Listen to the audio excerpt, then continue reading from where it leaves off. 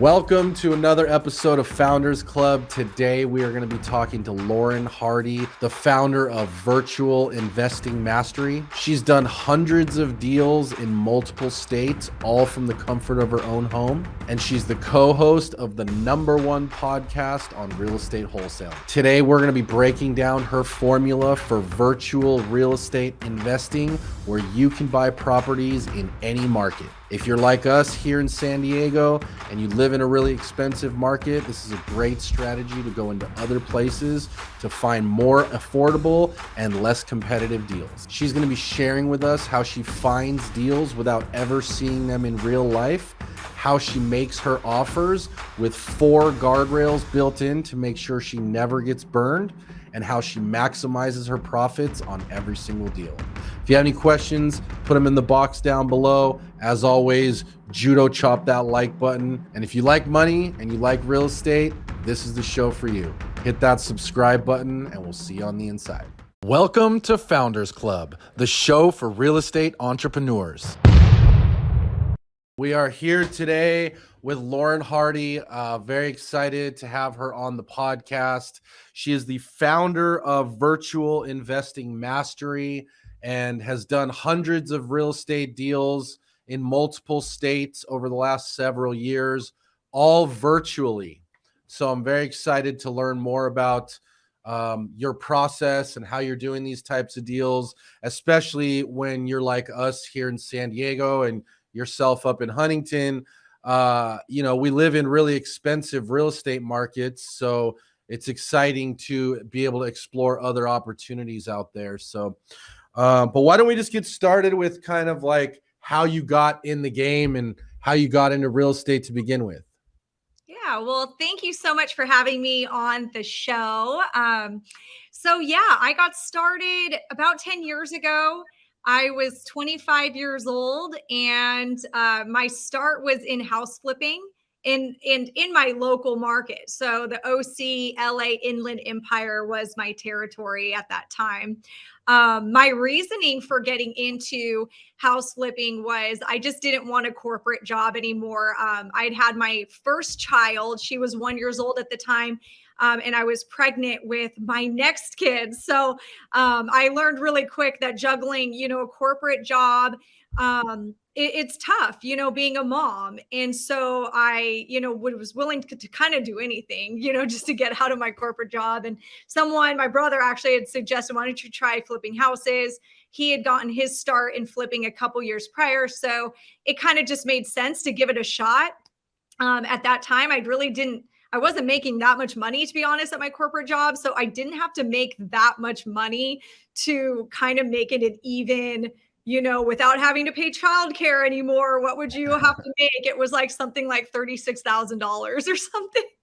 So, at that time, my first goal was just let's make $36,000 a year so I could stay home with my kids, not have to pay daycare, actually be the one to get to raise my kids. That was my first goal. When I got started. So yeah, I got the start in house flipping 10 years ago. I was 25 years old. I'm 35 years old now. It's been a wild ride. I think you can agree. Southern California is a very arguably like one of the most competitive markets in real estate in the country. It's been that kind of motivated me to start looking at out of state markets. And so that now I do everything out of state. Yeah, I definitely hear you on that. So it sounds like you were working a regular 9-to-5 job, and then for more freedom with the family, it made sense for you to kind of transition into real estate. And then what was that job? And then let's talk about the flipping side of things. Yeah, so the job was I worked at the Irvine Company, and it was in construction in their office tenant improvement department. So it was like construction project management. I actually always kind of worked in real estate, but I worked more like corporate side and in commercial, actually. I got my start. I actually thought when I graduated college, I was going to be a real estate broker. And so I got my start at Sperry Van Ness, and I was kind of going down that commercial path, but this was the recession. I graduated in 2008. So like hard reality check that was not going to be a career. for me unless I could afford to not make any money for 2 years or 3 years. So yeah, I got my start in commercial. Okay, cool. And then you transitioned, you got into the flipping stuff, and then I'm guessing you did that for some period of time. And then talk to me about the virtual investing thing and what is that and kind of how you got into that from flipping. Yeah, so I got into it out of necessity. So there was a certain point where I quit my corporate job because I was making enough money flipping houses, so I could go, full time flipping houses. And around, I would say about 2015, 2016, it became harder to find distressed inventory. We are now out of the recession. The house values are starting to, appreciate quite rapidly, honestly, at that time. So when I got my start in 2012 to say 2015, house prices were really going up. Sellers were becoming a little less motivated than they were, a couple years ago. So I can remember it being, a couple months and I couldn't find my next deal, and Right. I did a lot of direct to seller marketing, and Okay. it's expensive. Direct to seller marketing costs money. And, I'm hitting where I spent $10,000 and I don't have my next deal yet. And I Mm, started getting really stressed out, started having a lot of sleepless nights. I have a lot of friends in different states that do our business, just kind of, through the industry, you meet people. And right. I noticed that these other people in like Texas and, Tennessee and like other states, Florida, like they weren't, crying the tears I was crying. Like they weren't like, living deal to deal, like at all. Like they always had a pipeline of, deals coming in, where like in California, it was like, I didn't. And I went to a seminar in Nashville, Tennessee with a bunch of real estate investors, and we all kind of did the same things to get deals. We all kind of had the same businesses. And up until this point, I thought it was me. I didn't know enough about real estate to understand there's different market environments depending on where you are geographically. Mm, I just thought it was me. I said, maybe it's me. Maybe I'm just not working hard enough. Maybe because like I have two young kids, like I just can't dedicate what it's going to take to this business. Maybe I'm just tired, mom brain, like, and I'm doing something wrong, right? Like all these other people are doing great and I'm not. What's going on? So I go to this seminar and there's like 15 different people doing all the same business as me. And I started asking some pointed questions. What market are you in? What are you doing to get deals? How much do you have to spend to get one deal? How many sellers do you have to talk to get one deal? How many offers do you have to get to talk to, or how many offers do you have to make to sellers to get that one deal? And then what does that deal bring you? And I found out real quick in 1 hour that it was a lot less work to get a deal in those states than it was for me. So after that day, I made the decision that I've got to at least try doing this business in another market, because if I don't, I'm probably going to have to go back to my full-time job. And so mm. that's when I made that switch. That's very interesting. And what do you think the difference was on why it's easier in those other states? Maybe not easier, but less expensive or whatever the reasons were. Right. So there's a couple things. Number one is the average price of homes in the area. So if you look around, right, in Orange County, Carlsbad, like average house prices are $1 million and up. Okay. So as an investor, as a house flipper, we have to get properties sometimes 30% off, to be able to buy it, close on it, pay investors out, fix it up, resell it, pay all the commissions. Like we need a significant discount. Sometimes you can be skinnier with it if you're doing it kind of all yourself, self-financed, and Right. you're listing it yourself and all that. Maybe you can be more competitive, but at the end of the day, like you got to get at least maybe a 20% discount. So in Southern California, a 20% discount on $1 million home is a lot of money.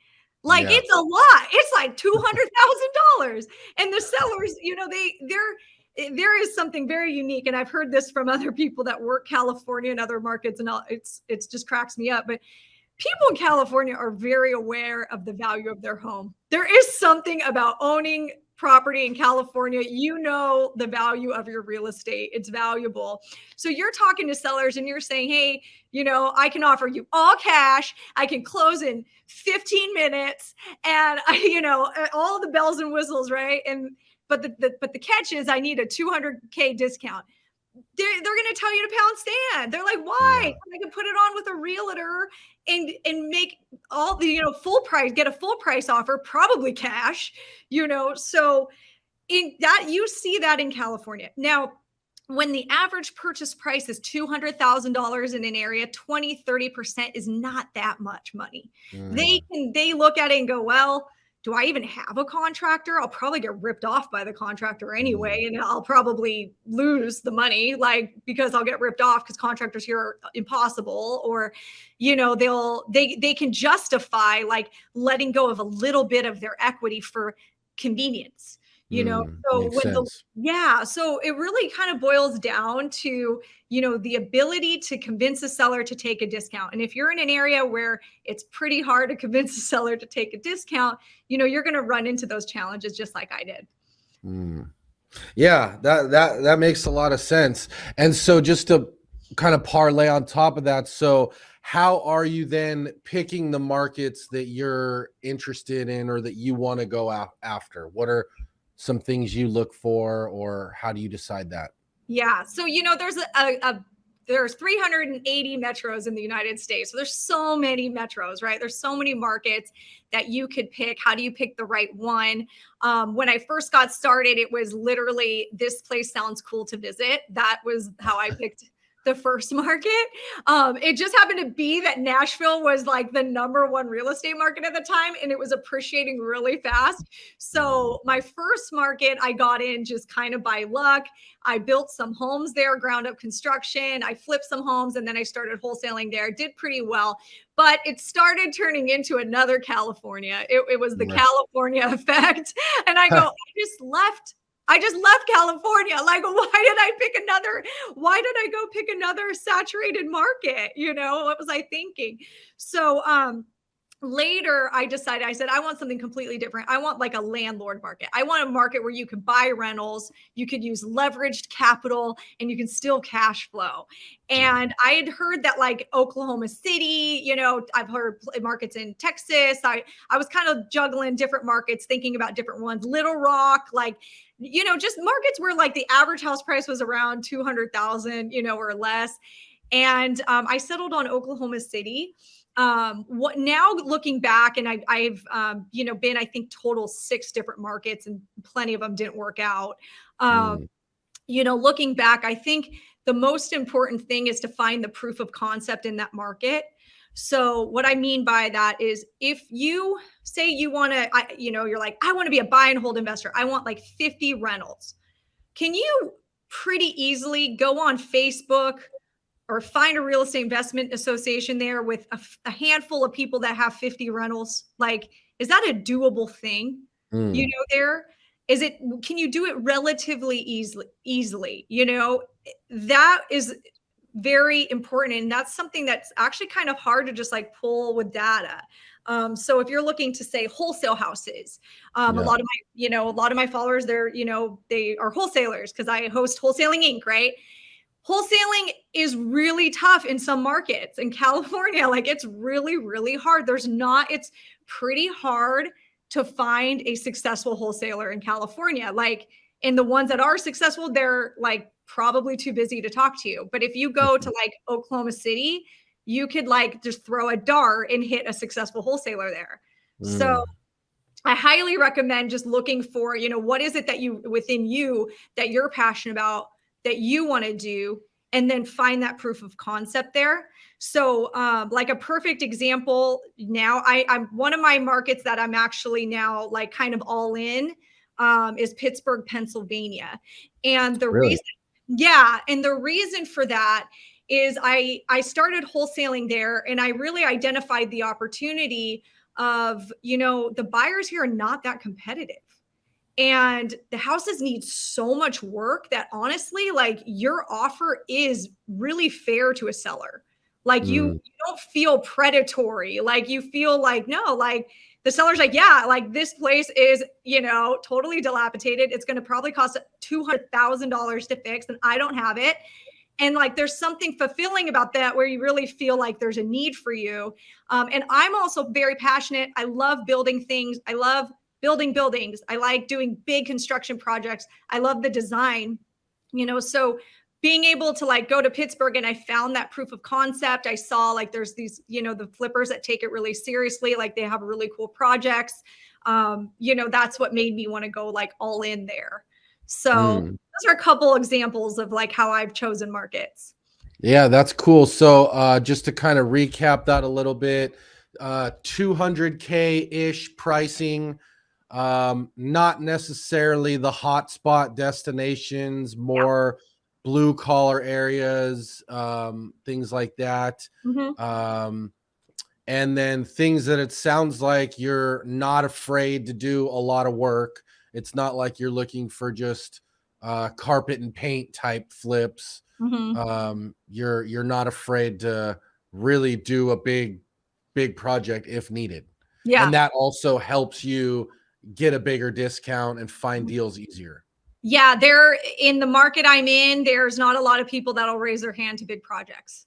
They just don't. They might not have the financing, they might not have the resources. So it's, enabled me to be more competitive, and it really is, this business works everywhere. So like, just because like I'm saying I like markets that are 200,000 or less does not mean you can't do this business in a 500K market. You absolutely can. What I've noticed though, is that the higher the price point is in that market, the more competitive you have to be. You have to be a shark. In California, there are guys that are totally killing it here. But you know what? They're sharks. They've got their real estate license. They're a broker like themselves. So they're, they don't even have to split their fee with the broker. They've got some really good deal with lenders, or they're like using their own money. They are able to like, they have a team, so they could send somebody out to the seller's front door that minute the seller calls if they have to. Those are most of the big flippers out here are definitely they're not one-man woman shows. They are big operations, team of people. They can really move fast. They're well funded, and they've got the whole process like just mapped out to precision, because that's really the only way that you can do it successfully around here. Absolutely. And like I remember I had a guy, he was kind of a mentor to me at one point, and he said, when I said, I think I'm going to have to go out of state. And he goes, oh God, that's just a shiny object. Like, Lauren, stay where you're at. Like, and I look back and I go, that was really easy for him to say, because he bought properties back in the recession that are like 50 cents on the dollar. He had a ton of, so he turned them into rentals. He was able at that time, because you at that time could convince sellers to creatively finance their homes. Now you can't really, like, that's a hard negotiation. But at that time, he was able to do a bunch of creative financing. So he had all these rentals. The guy was like, he could stay in bed all day and survive because he had rental income coming in. So it was easy for him to say that to me, because he had income coming in where I didn't have income coming in for 4 months, and I'm going, where's my next paycheck coming from? So it really does, like, it depends on who you are and what your, current situation is. So for me, I like out of state just made more sense because of that regular deal flow that I could get. Okay. So let's talk, that makes total sense. So let's talk about the deal flow, since that's kind of the natural transition. So you've identified a market that, this market checks all the boxes. What's next? How do you go about finding the deals and kind of getting started in that area? So, there are 100 different ways to find deals. I think, and especially like, because I've have such like different experiences in different markets, I've seen that different marketing methods work better in different markets. And it really depends on what your competition's doing. So like a really good example, I have a TV ad. I have a TV ad. At one point I tried it in 2 different markets. One market, Pittsburgh, killed it, did great. Like my TV ad it's good. It's good enough. They're expensive, but good enough. I'm getting a return I'm happy with. I tried it in Oklahoma City and I did not close one deal off of that. And I spent Eee, $25,000 on ads. And yikes. there's this point where you're like throwing good money at bad, thinking, okay, next month maybe I'll get that one deal that I recoup it all. And you just Man. have to, go, okay, this isn't working. Now, why isn't it working? Because there's a lot of people who have TV ads there. That's Mm, it. There's a lot of competition there. Um, makes sense. yeah. So, we do other stuff. We do text message blasting. I've done cold calling, direct mail. All of these methods, they work, but I would say some methods work a little better than others. And it really depends on what your competition's doing. And unfortunately, there's really like no way to find out without trial and error. So Yeah. it can be an expensive process. Yeah, it makes sense. It's interesting what you said about the TV commercial working in the different markets versus not working. And I think the competition on that makes total sense in terms of it. There's no competition in one market, so it works. There's a lot of competition in the other markets, so it doesn't work. Yeah. Um, so 2 questions in terms of the types of deals you're going after. Um, One is like, what's the exit strategy? Are you mainly looking for like a certain type of deal? Are you looking for fix and flips? Are you mainly looking for wholesale deals, or what's your strategy there? So our company, we wholesale, we also buy for ourselves to fix and flip. So we will put anything, under contract, even if it's not like something we're going to buy. But if we know like, hey, this is a good deal, this would be a better rental for one of our burr, guys, the guys that are doing the burr method on our buyers list, like we'll still, take it down. Our goal, is to have the biggest buyers list we can. And when we find a property that we know, like, hey, an investor will definitely want this, that we can unload it. So, we're not just looking for just ourselves, but we are experts at, looking and identifying good deals and, selling them wholesale to other investors. Okay, cool. So it sounds like you're finding these deals and then deciding whether to do it yourself or just wholesale it out. Yep. Cool. So then let's talk about like what types of deals you're going after and kind of how what your method is for finding them. Okay. So do you mean like deals that I myself personally want to flip? No, like yeah, good question. So I'm talking more like, are you looking for things that are 90 days late? Are you looking for Oh, like what's kind of your sifters for finding deals? right, like kind of like my list filters. Um, Yes. yes. So I would say my favorite list of all time is the absentee owner list. So I Okay. love, a tired landlord. That's my fave. A lot Yeah. of people won't buy tenant occupied houses, which is so funny to me. I have so many people that like experienced investors. They'll be like, nope, I only buy them vacant. And I'm like, why are you so scared of asking a tenant to move? So I love the absentee owned list. That's a pretty strong list that I go after. Um, with my TV commercials, I can't pick and choose who I get. So Right. we gotta just take who we get. And there's some that we say, hey, this isn't in our buy box. Like maybe we can refer you to our realtor, which we've been doing to try to monetize those leads. Um, Mm-hmm. but there with TV ads, it is kind of like you get what you get. Mm-hmm. As far as like myself personally, I had explored a bit in Pittsburgh, specifically in the low end and in the high end. And I kind of learned that the high end is a lot better place to play than the low end. I like to say that I'll buy anything that makes money. So if I see that, Mm-hmm. I can make at least a net $30,000 on the flip and that cash on cash return is at least 12%, I'll do the deal, so Okay.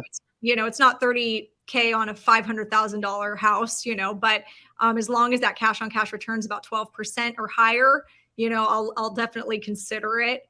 But Mhm. I think I just last week, I bought a really crappy house and I thought, God, I'm going to regret this one. I just know it. I thought I knew I shouldn't do it. And I did it because it looks like I'm going to make money. But I just feel as I'm now, just today, I was typing up the 10-day notice to evict the tenant because they're not getting out. I go, I definitely probably shouldn't have bought this one. I definitely I put some thought into it last week, and I got all the good zip codes in the nice school district areas, and I start going, I think I'm just going to focus on these. Like I'm going to focus on the better areas because the low end can give you a lot of headaches, and sometimes you don't make that much. Mm. Yeah. Well, good distinction. I like kind of how you're going after the deals, and I like your kind of criteria of 30K target, 12% cash on cash return, things like that.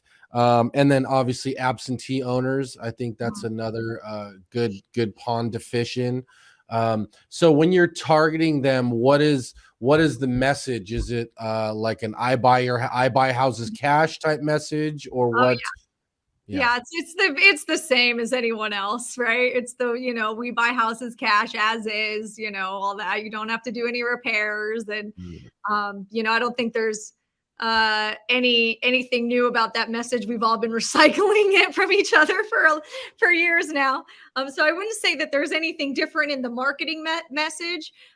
It's I would say maybe what makes us stand apart and what I try to keep my team consistent on. It's I'll tell you, very difficult to run a team. But what I try to keep them consistent on is that, we're responding fast, that Mhm. the seller isn't waiting a full 24 hours to get a call back from us. They're getting a call within a couple hours of calling us. We have our TV ads are answered live. Like we are, getting an offer to them within about 24 hours of like when we qualify them. So we're trying, we just try to be really, really fast and really good at being responsive. Yeah. Which I think if you could just do that, you're already like above, 50% of your competition. Yeah. Speed to lead, I think, is important because chances are you're not the only person sending them that mailer. And if they are thinking about calling you, they're probably saving all the mailers and probably calling other people as well. Mhm. So the quicker you can get on it is definitely important. Yeah, absolutely. And I will say to those who are, feeling, say you're in this, you're a one woman or one man show, and you're feeling like, gosh, but there's these big guys who have a team, and I'll never be able to compete with them. Well, let me tell you, us people that have a team, we have to rely on our employees actually doing what we tell them to do. And what I found, and this has been my biggest struggle as an entrepreneur, is hiring good talent, who is motivated and will actually call the sellers back when we tell them to at our, guidelines. Yeah. So there has been plenty sellers that didn't get that call back within 24 hours, because I had a dud on my team and it took me maybe 3 months to figure out that person on my team wasn't doing it. I mean, I don't know if you have a team. I imagine maybe you do, right? And Yes. how Yeah. do I'm curious, like how do you monitor your team?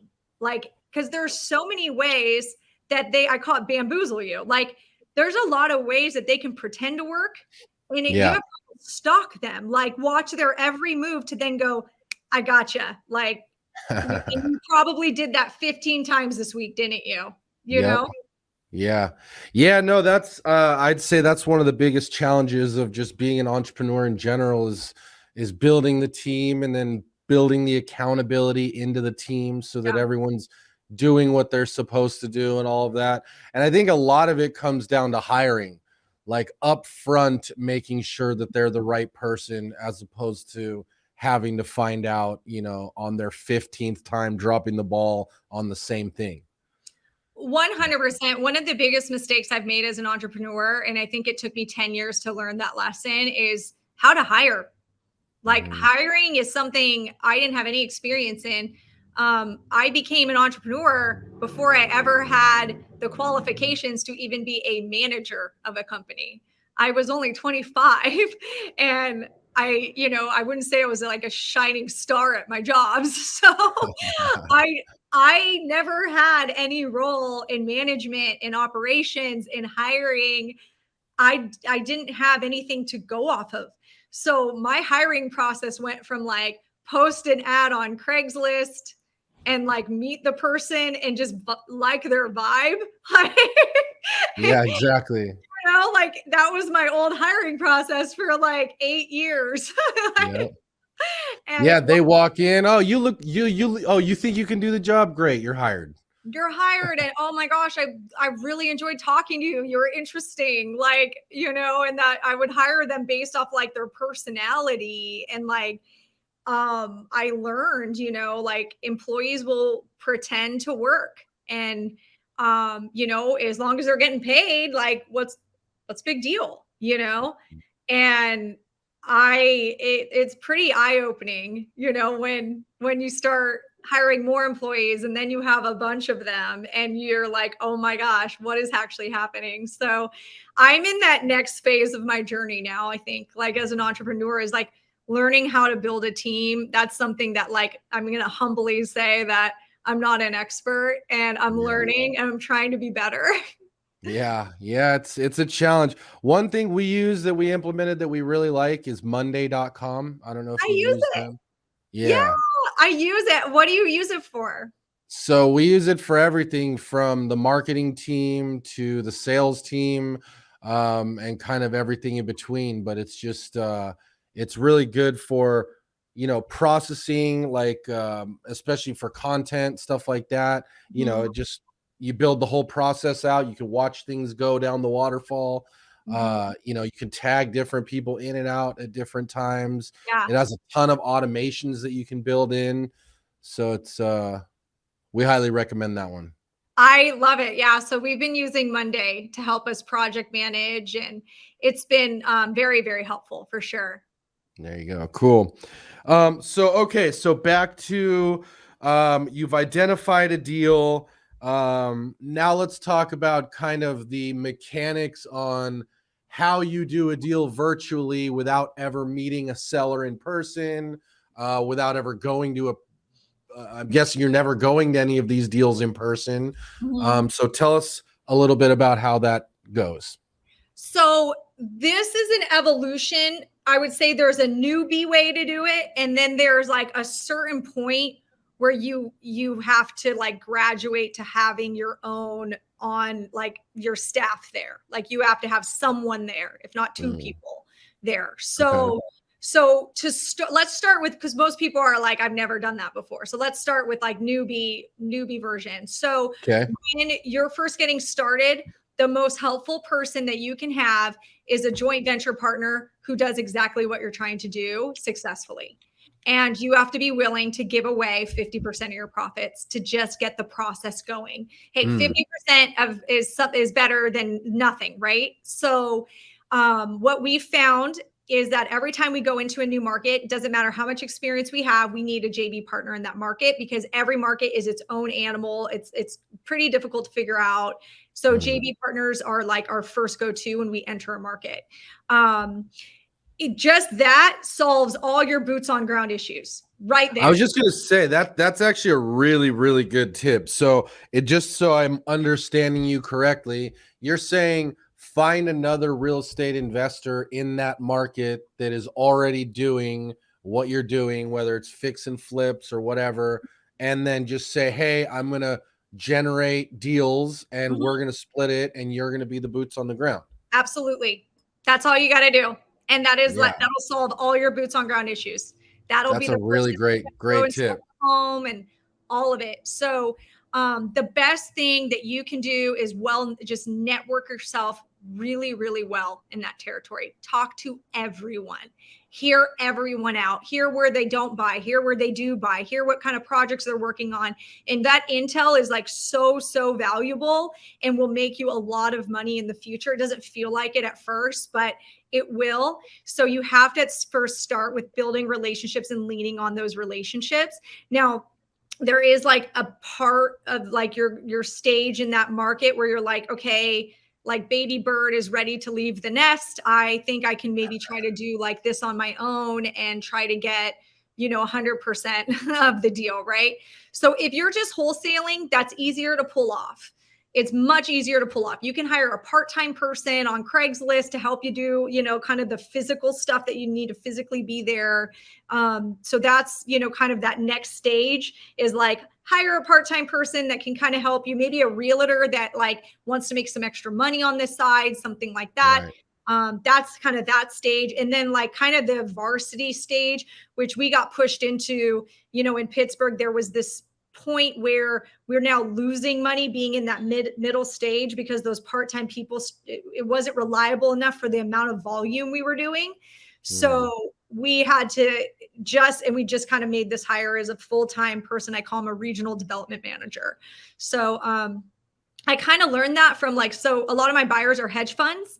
And what the hedge funds do is like when they go into a territory, the first thing they do is they hire somebody full time, but they've got hedge fund money. So they're like salary package, like the whole thing, benefits, bonuses, whatever. They hire usually it's a regional acquisition manager type role. And it has to be someone that's like very experienced in the area, lived there, like knows the area really well. Right. And that helps these hedge funds that, have been going, they've been expanding like crazy nationally. So I kind of stole that from hedge funds that I'm like, okay, it's time to think like the big guys and get like a full-time person there because this part-time thing is now starting to cost us money and lost opportunity. As you grow. Yeah, right. So I like that. So the roadmap is when you're getting started, use the JV model, find someone that's already doing it successfully. You're going to split the deals with them, but that helps you get in the market. They're vested in your success. You're vested in their success. So it's a great win-win. Then after that, you kind of graduate, let's say, and then start doing deals on yourself, but have part-time boots on the ground, which could just be you offer a realtor some sort of hourly compensation to go and look at properties, maybe take photos, do walkthroughs, things like that. And then after that, then you're now hiring your own full-time dedicated market manager. Mm-hmm. Yep. Nice. That's the way I do it. I mean, I'm sure there's other ways, but that's kind of the track that I had followed for the last, several years. Yeah, that's great. And then do the sellers ever give you any pushback on not being there in person or not meeting with them in person? Or so sometimes so we will, you get a seller that is kind of old school and they'll say, yeah, well, I want to make sure, I meet you in person, you see the house before I sign the contract. That's fine. We'll send someone down. But what we say is like, Mr. Seller, but we want to make sure we're on the same page. If I send Tony down, are you ready to sign? And is the price of 90,000, are you good with that price? Because what I don't want to happen is we send him down there and you're not ready to go because he's got other sellers' houses he could go to today. Yeah.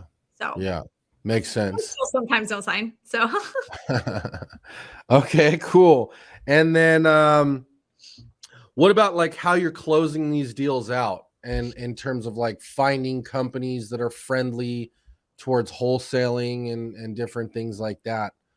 And yeah, that's all in that networking. All in that networking. You'll figure out who's the title company in town that you need to go to. So let's talk about that though, because networking, I imagine, is difficult if you're not actually there. Or am I missing something? Are you just doing all social media, or how are you doing it? I'm just talking to buyers on the phone, talking to wholesalers on the phone. I reach out, find them on social media, reach out. The best way that I have talked to buyers has been because I have deals. So I make it a point. I try to talk to a new buyer at least 3 times a week, at least have a good heart-to-heart convo with a buyer.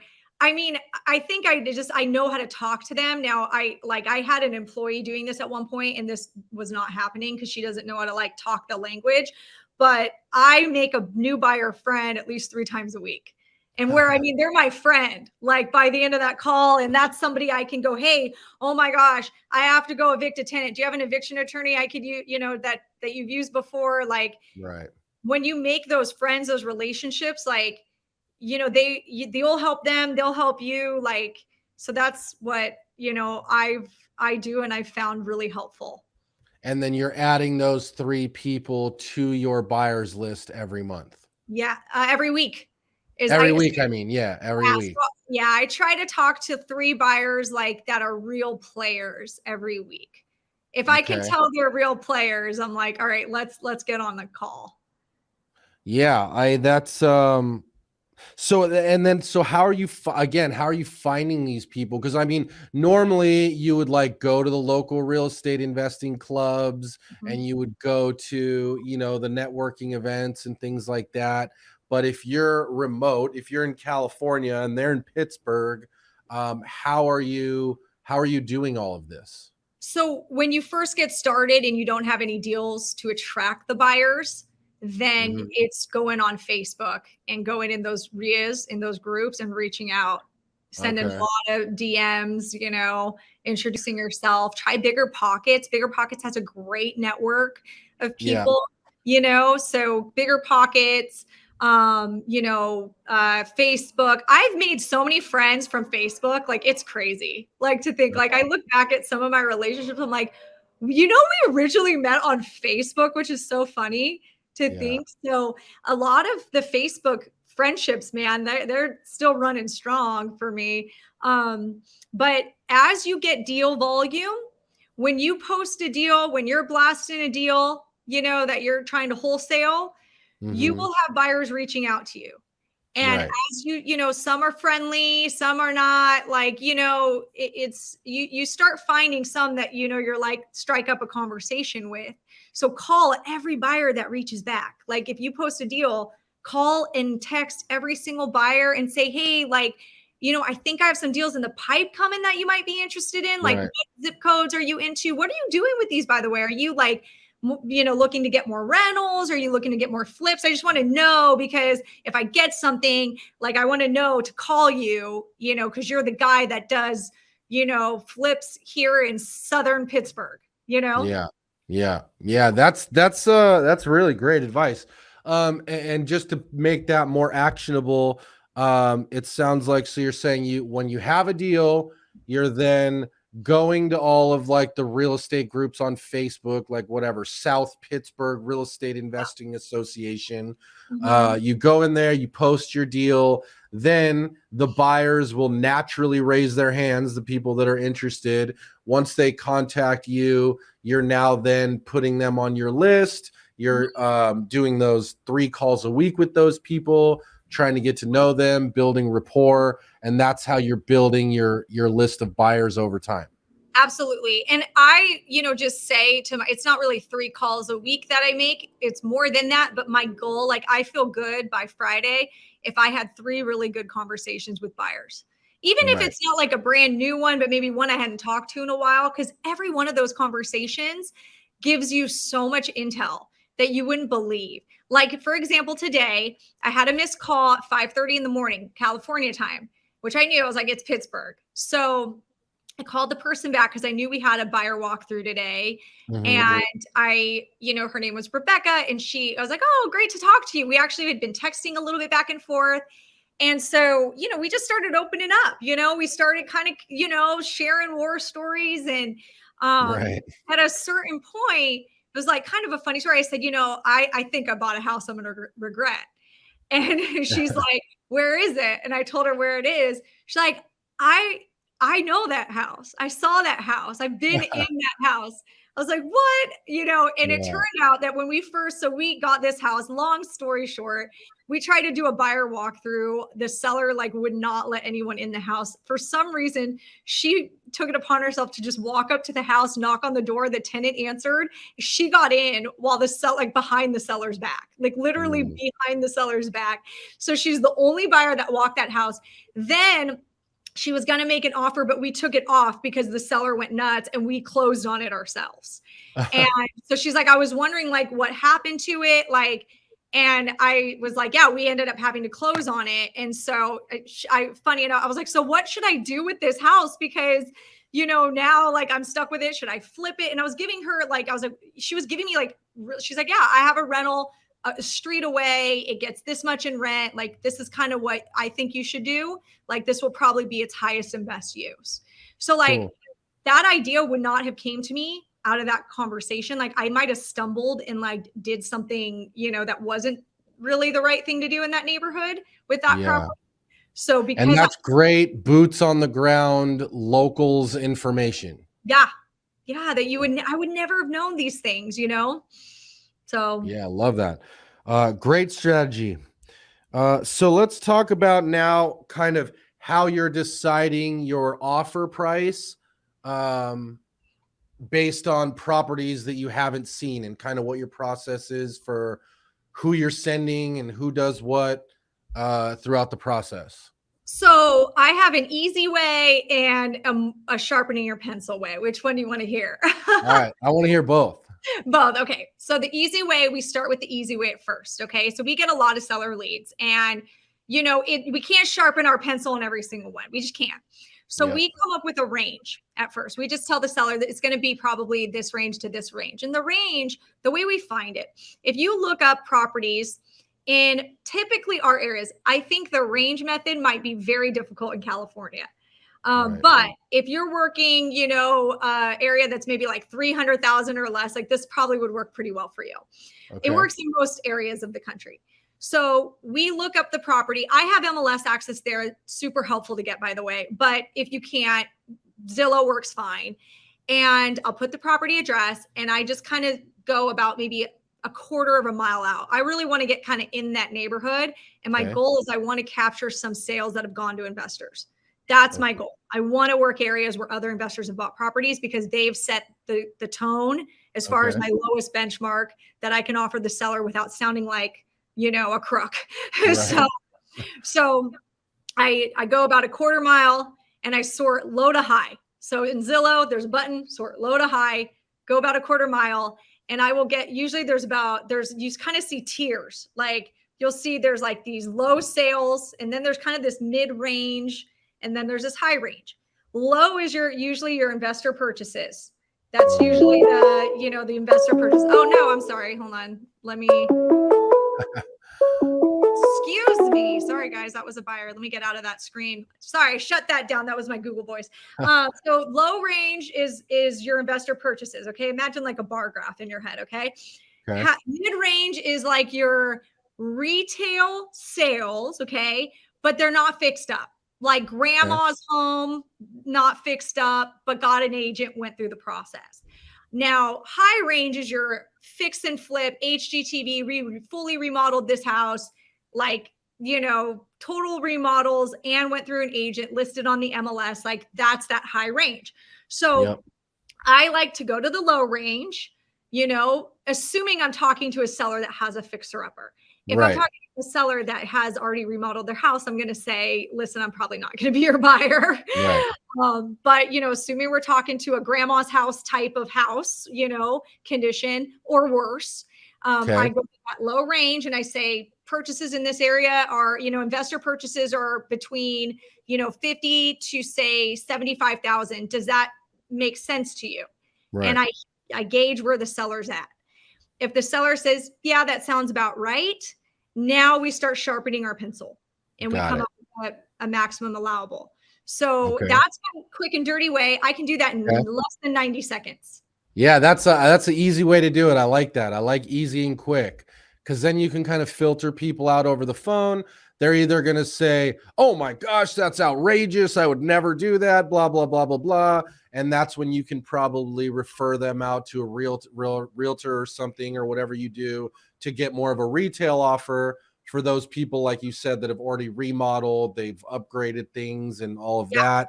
And then for the people that say, oh yeah, that sounds reasonable, then now you're going to phase 2 of the sharpening the pencil. Yes. Okay. And what does that look like? Okay. So the sharpening the pencil, I like to think of it as like I call them 4 guardrails. I didn't Okay. always call it guardrails, but I heard that term like a couple months ago and I was like, that's catchy. I like that. I like it. That's pretty good. Or guardrails. Okay. Because remember, even if this deal doesn't work for me, it might work for someone else. So I can't just go off of it and use one guardrail because that's just thinking selfishly like myself. There are other, guardrails I can kind of throw in there and still put a deal together for someone else. So the first guardrail is I have a flip analyzer calculator and I just put in what I think the after repair value is. I put in an estimate of repairs. We'll normally send our guy down there, to get an estimate of repairs. But say this is all over the phone, we'll do like kind of based on what the seller describes. And we'll do maybe like a $30 per square foot, a $45 or a $60, depending on like how extensive it seems. And we get a basic rehab number. And the calculator tells me, am I in the red or in the green, right? The green is, I hit my minimum profit requirements and ROI requirements. Okay. So that's guardrail one is just flip calculator. So like, I'm thinking like a flipper. So even if I don't end up buying it, a flipper might buy it. Like if it meets guardrail number one. Number two, is I think about the rent to price ratio. I think about, hey, like what's the rent that this property could get? And depending on your area, some areas is a 2% rent to price ratio. Some areas, a nicer neighborhood, you can drop it as low as a 1%. So a 1% is like, for example, $1,000 a month home. There might be an investor willing to pay $100,000. So I have I put it in the calculator. I don't even do it with my head. I got a little calculator and it says guardrail 2. And because it reminds you to do it. Right. So I put the guardrail and I kind of decide like, okay, if this is a 2% area, the buy price would probably be like this. If it's a 1%, it would be that. Okay. So I got that in my head of that price as well. The next thing I look for is investor purchases. So that's kind of that 3-tier system I told you about. Yep. That's the easiest way is just what are other investor purchases? It's the easiest way, like to figure out in an area like a competitive offer, just look around and see what other houses are going for like yours to investors. Yeah. So I make sure I get a couple investor comps in there in my head. So I got, okay, third guardrail. Now, next one is, and a lot of people don't think to do this, lowest active listing. So guardrail 4 is going to kind of beat that argument of like, why would I pay this when I could just buy on the MLS? So those 4 guardrails, if you make sure like maybe the flip guardrail isn't going to work for this house because there's not a big enough discount, but it could be a landlord deal and it's still a good deal. You might look at it and go, it doesn't meet the 2% rule, but the lowest active listing in this area is like, this is a perfect example. There was one we got under contract for like $7,000. It needs a ton of work. But the lowest active listing was like 30 grand. So I'm like, well, and that house was like needed a ton of work. Like, so I thought, well, like this might work, and all the investor purchases were well above that. So, so that's kind of how we do it. That's good. I like those 4 guardrails. That makes sure, you've got multiple outs at that point. Right. So you can feel pretty good about it. So that gives you your number. Yeah. And then once you have your number, how are you securing the deal? Is it like an option contract or what do you guys use? Regular purchase contract. Formal purchase contract. Mm-hmm. Well, it's my purchase contract though. It's not like a realtor's one. Okay. And what is in there that would be is exciting for you? I love that my purchase contract is 1 page. It's very important to me to keep it 1 page because the sellers that you're dealing with, they're usually not real estate professionals and a big contract just scares them. And that's more time that they have to go and sit and read through it. So I make sure my contract is 1 page. It is attorney verified. I've, had an attorney draw it up for me. But everything in my contract has a purpose in it. There's no wasted clauses in there. If it's wasted and doesn't have a purpose, I remove it out. So, you've got your basics, your purchase price, the date, that stuff's who the seller is, who's the buyer. I make sure there's and or assigns. And I say that this contract is assignable. I also make sure I put in there real clear that they understand that this is for investment purchases and for immediate resale and and profit. So we're not hiding that we're investors. We're not like pretending that we're going to go live in the house or anything like that. There's, definite, I'm like kind of blanking. I'm thinking what's important is your inspection contingency. So there's a couple things that I don't do that you're going to maybe argue with me on. So number one is I put an open inspection contingency. So I don't put a day amount. I just put I put an inspection contingency with no days, no day So limit. you can go anytime you can get out based on inspection. Okay. 99% of my sellers don't say anything about it. Wow. So if you can get it, if you can get it, why not? Yeah. So every once in a while you get a seller that's like, no, I want like 2 weeks, and they kind of know what they're doing. So that's fine. We'll add it, but we don't give them any ideas. Okay. The next thing is I do not put an EMD in my contract. And that's the one I get a lot of arguments on that. Wow. You don't put anything down? No. Wow. Absolutely not. So can I get into the argument? Yes, please. I was just going to ask you, why not? Why not? Right. Okay. So number one is we're putting this property under contract most of the time over the phone. Okay. So 99.9% of the time, the seller is lying about the condition of the house. So when we go see it, it's not in the condition that the seller says it is, right? And then we have to go back to the seller and say, hey, this isn't going to work out. Okay. Right. If I had given my EMD within 24 hours of that contract, we would have already turned into the seller like that $1,500. And now it's questionable if I'm going to get my $1,500 back, because EMDs have to be signed. So they have to be signed by both parties to get them back. Like the seller has to release it. So if it was in escrow, the seller can just sit and not release it. And then it gets stuck. And then I have to hire an attorney for a $1,500 EMD, which I'm not going to just to get your money back. Just to get your money back, which I'm not going to do. Right. So you got to like weigh benefits and risks. Right. So the big argument is, oh, but if you don't have consideration on a contract, the contract's not valid. Well, I'll tell you, what is your definition of valid? Because I've closed probably over 300 deals on this contract. So I can close on it. It's valid. So it's valid enough. It's valid enough. Okay. Yeah. Now, number two is, well, if say the seller did not perform on that contract, they ghosted you. Say you got halfway through the escrow, they got a higher offer from somebody else, and they ghosted you. Well, number one, in every state I've been in, I've been able to file a memorandum with my contract. Never got rejected on that. So I can keep my memorandum and sit back and say, seller, let me know when you want to continue our sale. So I can do that. Number two, and this one is really, really important. This whole like argument of like, oh, you don't have a valid contract. That is assuming that I would sue the seller if they didn't perform. Which I'm not. Like, I don't need that negativity in my life. I'm not going to spend tens of thousands of dollars. Have you ever sued anyone? Like, it's expensive. It's the worst. It is expensive. You rarely win. Like, usually it's just lawyers shuffling paperwork and mailing you invoices that you're paying. You end up spending $10,000, $12,000 and you get nowhere with it. So am I going to really like sue a seller because they ghosted me? Like, no, probably not. Probably not, exactly. What is the bigger, and as well, what is the bigger administrative headache? When I'm getting 8 contracts, at least our minimum is 8 a month.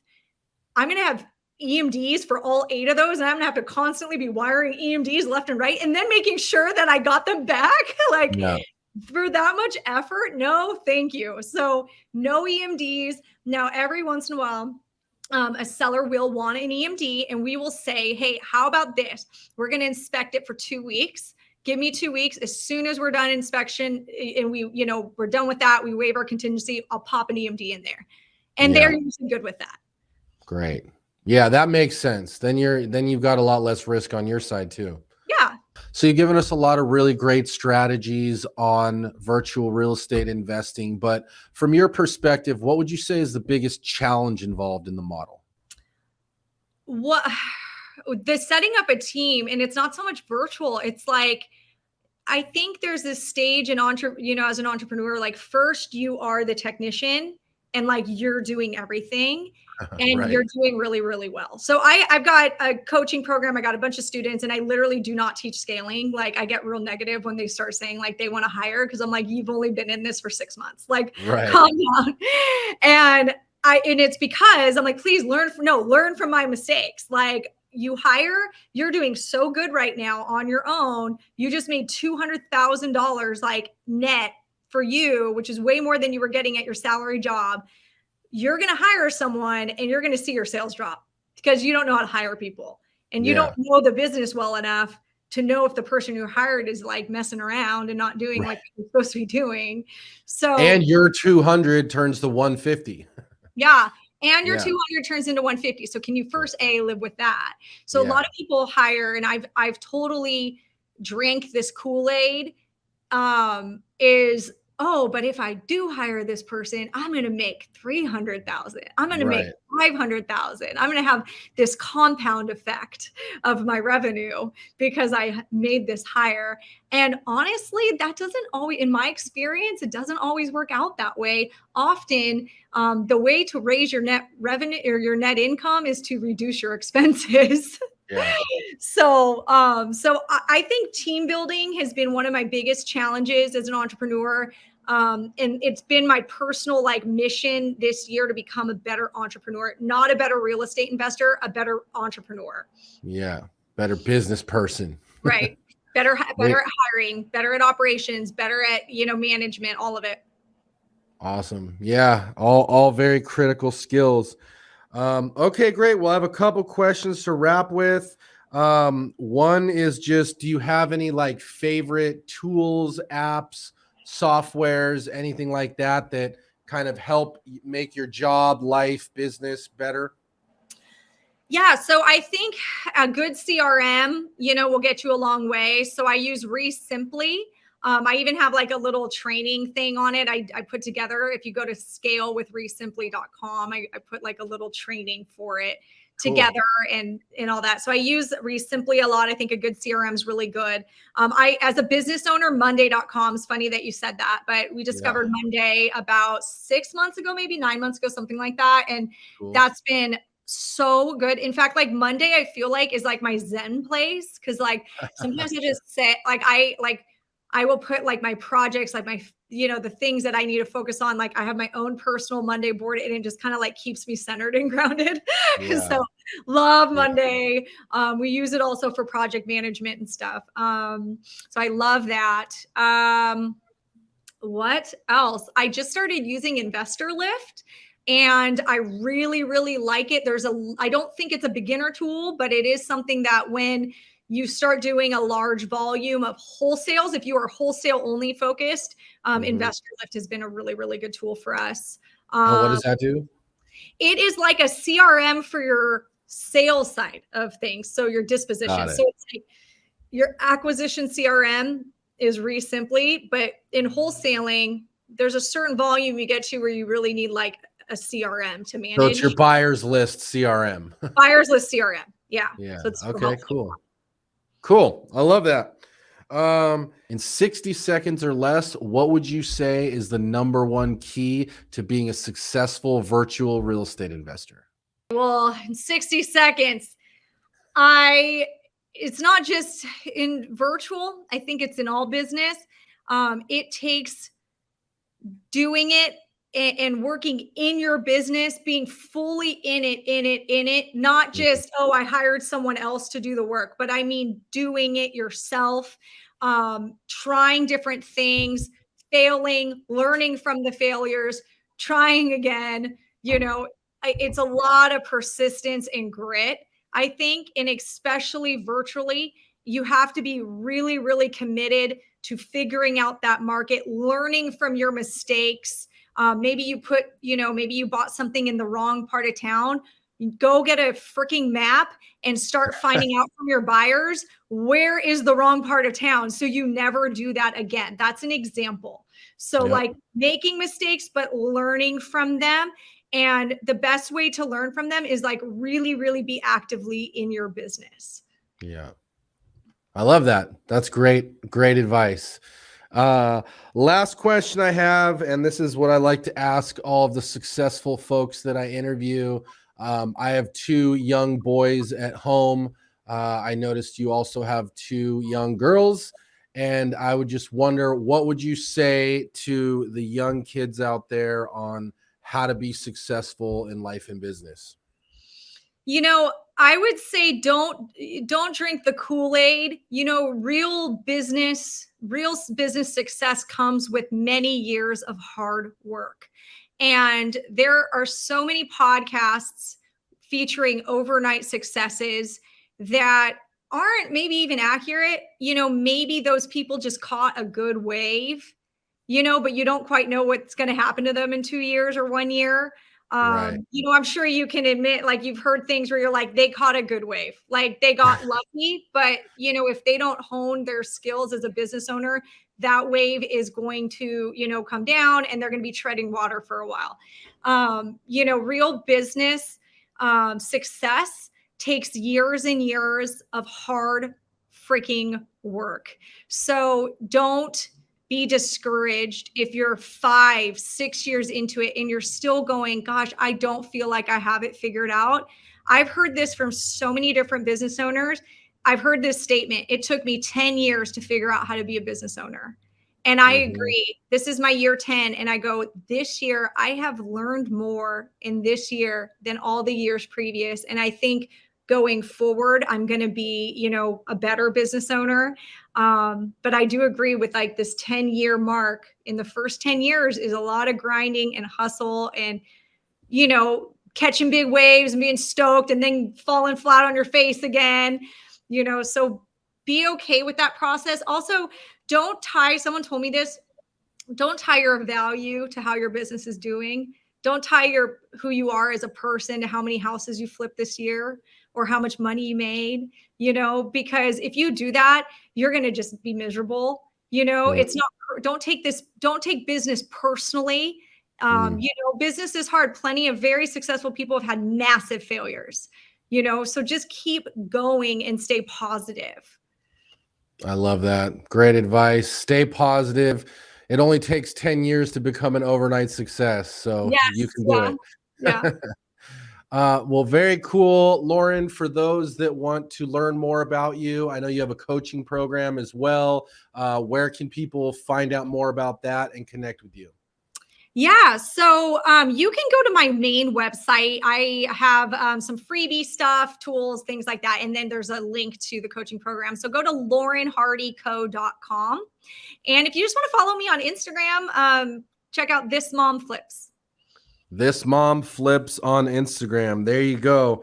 Well, we certainly appreciate your time today. You've given a lot of really great advice and insight. And I think there's a lot there. I think the virtual real estate model is very cool, especially for people living in really expensive markets, really competitive markets. I think it's a great way to go out there. And in today's market, we have all the tools to be remote and be digital. So go out there and make it happen. As always, if you like money and you like real estate, hit that subscribe button, and we'll see you on the next one.